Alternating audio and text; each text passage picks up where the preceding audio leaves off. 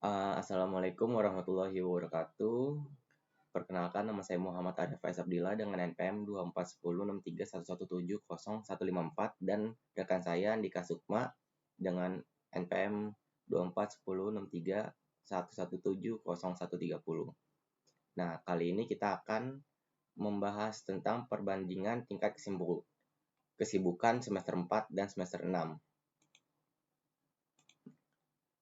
Oke, latar belakangnya, kesibukan akademik mahasiswa itu tidak selalu sama di setiap semester. Mahasiswa semester 4 umumnya lebih banyak mata kuliah dengan tugas-tugas reguler yang padat. Sedangkan mahasiswa semester 6 mulai memasuki fase akhir perkuliahan dengan beban mata kuliah yang jauh lebih sedikit, namun tekanan akademik dari proyek akhir dan persiapan skripsi itu justru menjadi tantangannya.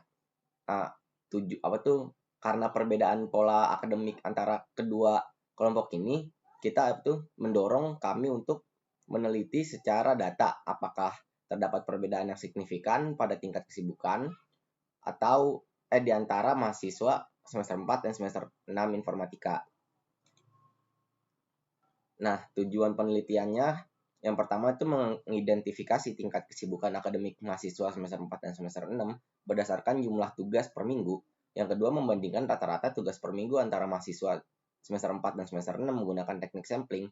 Yang ketiga, menguji apakah terdapat perbedaan yang signifikan pada tingkat kesibukan antara kedua kelompok semester menggunakan uji statistik.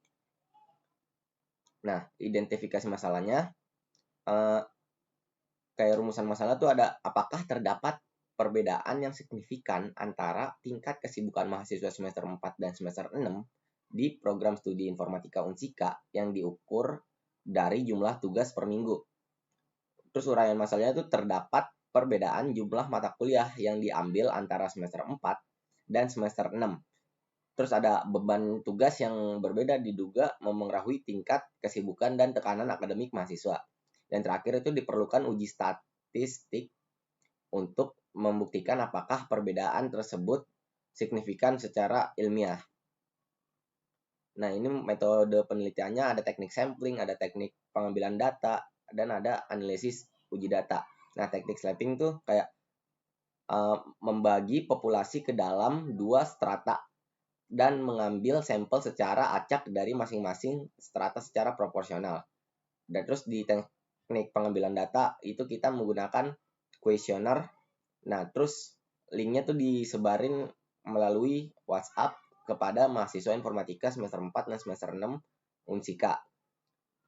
Terus ada analisis data, itu uji normalitas dan uji perbandingan, uji Shapiro dan uji Wick kalau N-nya lebih dari 50. Lalu jika normal menggunakan uji T 2 sampel independen, dan jika tidak normal menggunakan uji Mann-Whitney. Nah, ini jumlah sampel rumus Lovin. Rumus Lovin itu N kecil sama dengan N besar per 1 plus N margin of error-nya 2. Nah, itu N besarnya ketahuan total mahasiswa yang disurvei itu ada 41 dan margin of error-nya 0,1. Dan itu perhitungannya tinggal dimasukin ke dalam rumus, nanti hasilnya 29,07 atau bisa dibulatkan menjadi 30. Nah, ini 30 ini dari menggunakan seluruh 41 responden yang terkumpul dari Google Form. Selanjutnya objek responden. Nah, total responden kan ada 41, tapi walaupun tidak seimbang, kita sudah bisa menilai bahwa perbedaannya itu udah cukup signifikan. Walaupun semester 4 hanya 10 responden dan semester 6 responden. Ada 31 responden. Nah, variabel X itu mahasiswa atau mahasiswi informatika semester 4 dan semester 6 Unsika. Dan variabelnya itu jumlah tugas per minggu. Uji hipotesisnya. Hipotesis 0 itu jika tidak terdapat perbedaan yang signifikan pada rata-rata jumlah tugas per minggu antara mahasiswa semester 4 dan semester 6. H1-nya hipotesis alternatif, terdapat perbedaan yang signifikan pada rata-rata jumlah tugas per minggu antara mahasiswa semester 4 dan semester 6. Oke, mungkin selanjutnya akan dijelaskan oleh Andika Sukma. Nah, selanjutnya kita akan memasuki analisis statistik deskriptif. Next. Nah, di sini terlampir ya ditampilkan distribusi frekuensi jumlah tugas per minggu yang terima mahasiswa semester 4 dan semester 6. Nah, untuk semester 4 dengan responden 10, jumlah tugas yang paling sering muncul adalah 3 tugas dan 5 tugas per minggu. Masing-masing sebanyak 3 mahasiswa. Nah, sedangkan pada semester 6 dengan 31 responden, mayoritas mahasiswa menerima 4 tugas per minggu, yaitu sebanyak 16 responden. Selain itu, terdapat 7 responden yang tidak menerima tugas pada minggu pengamatan. Nah, data ini menunjukkan bahwa pola penyebaran tugas pada semester 6 lebih beragam dibanding semester 4. Next. Nah, selanjutnya adalah perhitungan mean atau rata-rata. Nah, untuk semester 4 diperoleh rata-rata sebesar 4,40 tugas per minggu. Artinya, secara umum, mahasiswa semester 4 menerima sekitar 4 hingga 5 tugas setiap minggu. Sementara itu, semester 6 memiliki rata-rata sebesar 2,81 tugas per minggu, atau sekitar 3 tugas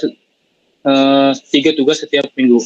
Nah, dari hasil ini dapat dilihat bahwa beban tugas mahasiswa semester 4 lebih tinggi dibandingkan mahasiswa semester 6.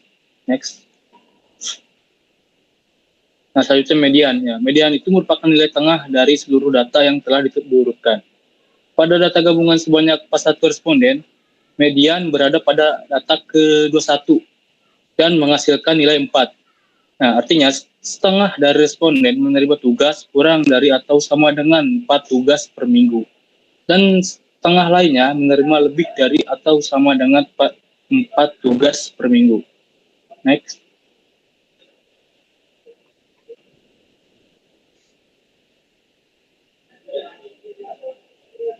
Next. Nah, selanjutnya itu modus. Modus adalah nilai yang paling sering muncul dalam data. Berdasarkan data gabungan, nilai yang paling sering muncul adalah 4 tugas per minggu dengan frekuensi kemunculan sebanyak 17 kali dari total 41 data. Dengan demikian, dapat disimpulkan bahwa jumlah tugas yang paling umum terima mahasiswa adalah 4 tugas per minggu. Next. Nah, masuk ke standar deviasinya. Standar deviasi digunakan untuk mengukur tingkat penyebaran data terhadap rata-ratanya. Semester 4 memiliki standar deviasi sebesar 1,10. Nilai ini menunjukkan bahwa jumlah tugas yang diterima mahasiswa semester 4 relatif lebih konsisten dan tidak terlalu jauh dari rata-ratanya.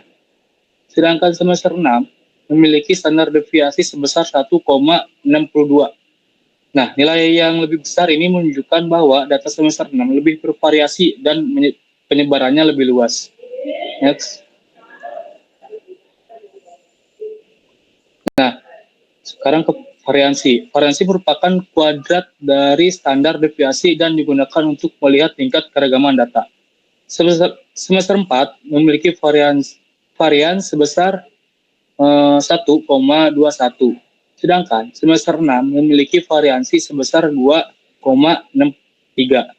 Nah, karena variasi semester 6 lebih besar, maka dapat disimpulkan bahwa variasi jumlah tugas pada semester 6 lebih tinggi dibandingkan semester 4. Next.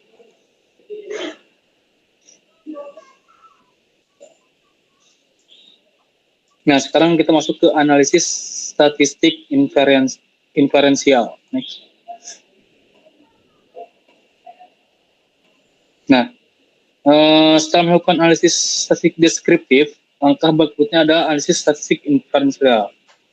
Nah, selanjutnya kita masuk ke uji normalitas ya. Sebelum menentukan jenis uji hipotesis yang digunakan, dilakukan terlebih dahulu uji normalitas menggunakan metode Shapiro-Wilk karena jumlah sampel kurang dari 50. Nah, hasilnya menunjukkan bahwa semester 4 memiliki p-value sebesar 0,1707 yang lebih besar dari 0,05 sehingga data dianggap berdistribusi normal. Sebaliknya, semester 6 memiliki p-value kurang dari 0,001 yang lebih kecil dari 0,05 sehingga data tidak berdistribusi normal. Nah, karena salah satu kelompok tidak normal, maka analisis dilanjutkan menggunakan uji non-parametrik. Next.